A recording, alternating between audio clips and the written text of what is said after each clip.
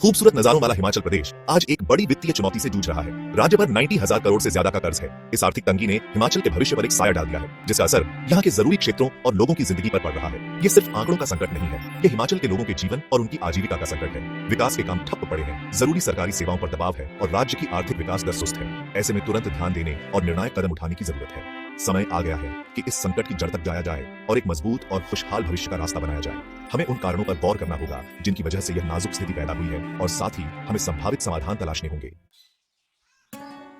हिमाचल प्रदेश की आर्थिक परेशानियों की जड़ कई कारणों में छिपी है।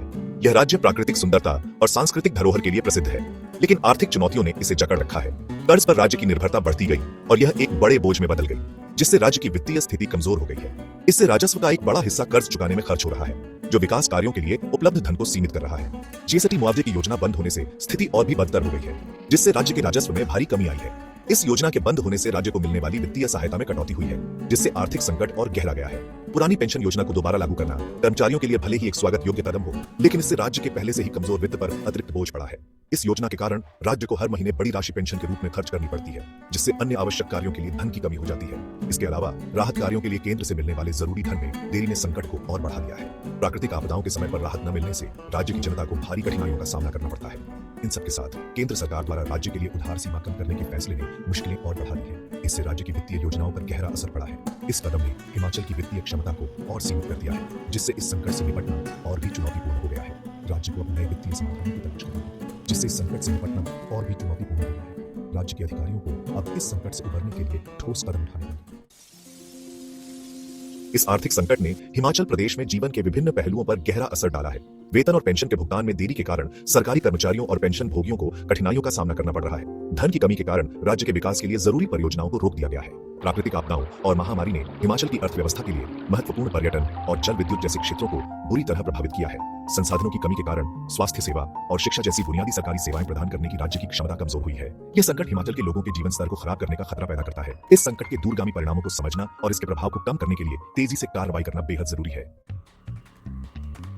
चौथा भाग, संकट का सामना, एक बहुआयामी दृष्टिकोण। हिमाचल प्रदेश के वित्तीय संकट से निपटने के लिए एक व्यापक और बहुआयामी दृष्टिकोण की आवश्यकता है। यह दृष्टिकोण न केवल वर्तमान समस्याओं का समाधान करेगा, बल्कि भविष्य में राज्य की आर्थिक स्थिरता को भी सुनिश्चित करेगा। पर्यटन और जल विद्युत पर अपनी निर्भरता कम करने के लिए राज्य की अर्थव्यवस्था को विविधता देना महत्वपूर्ण है। यह विविधता राज्य को बाहरी आर्थिक झटकों से बचाने में मदद करेगी और रोजगार के नए अवसर पैदा करेगी।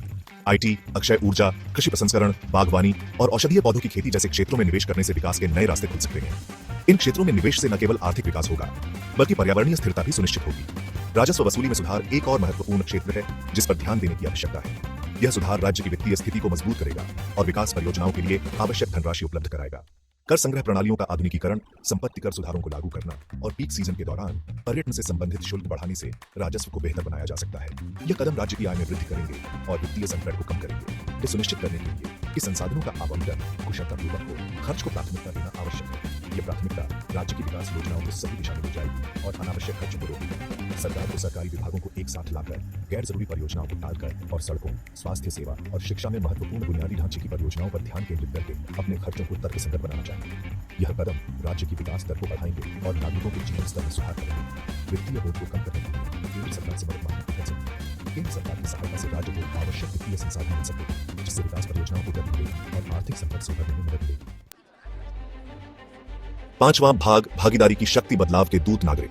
यह अध्याय नागरिकों की शक्ति और उनकी भागीदारी के महत्व पर केंद्रित है।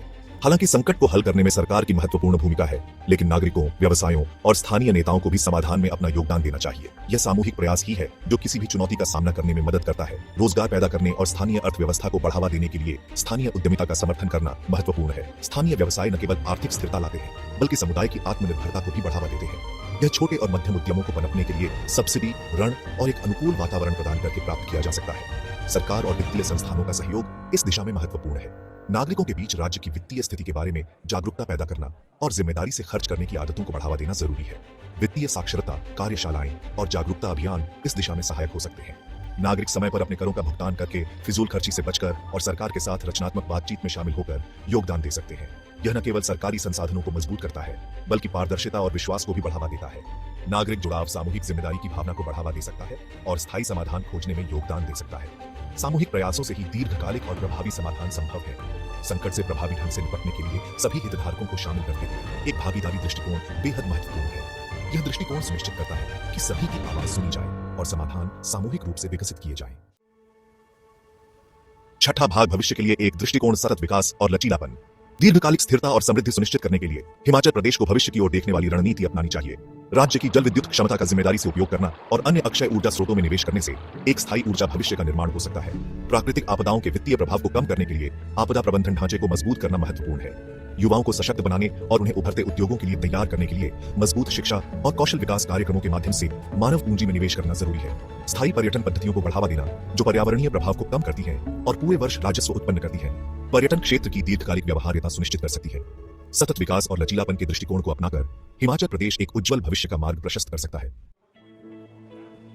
सातवां भाग, समृद्धि की ओर वापसी, एक सामूहिक प्रयास। हिमाचल प्रदेश का वित्तीय संकट एक जागृत करने वाली घंटी है जो आर्थिक प्राथमिकताओं के पुनर्मूल्यांकन की मांग करती है। हालांकि चुनौतियां महत्वपूर्ण हैं, लेकिन वे परिवर्तन का अवसर भी प्रस्तुत करती है। विविधीकरण, वित्तीय अनुशासन और सहयोगी प्रयासों को अपनाकर राज्य एक अधिक स्थिर और समृद्ध भविष्य की ओर बढ़ सकता है। सुधार की राह पर चलने के लिए एक सामूहिक प्रयास की आवश्यकता है। इस संकट को दूर करने के लिए सरकार, नागरिकों, व्यवसायों और नागरिक समाज को मिलकर काम करना चाहिए। पारदर्शिता, जवाबदेही और एक साझा दृष्टिकोण को अपनाकर हिमाचल प्रदेश इस चुनौती से मजबूत और अधिक लचीला बनकर उभर सकता है। कार्रवाई का समय अब है। आइए हम हिमाचल प्रदेश के लिए समृद्धि हासिल करने और एक उज्जवल भविष्य सुरक्षित करने के लिए मिलकर काम करें।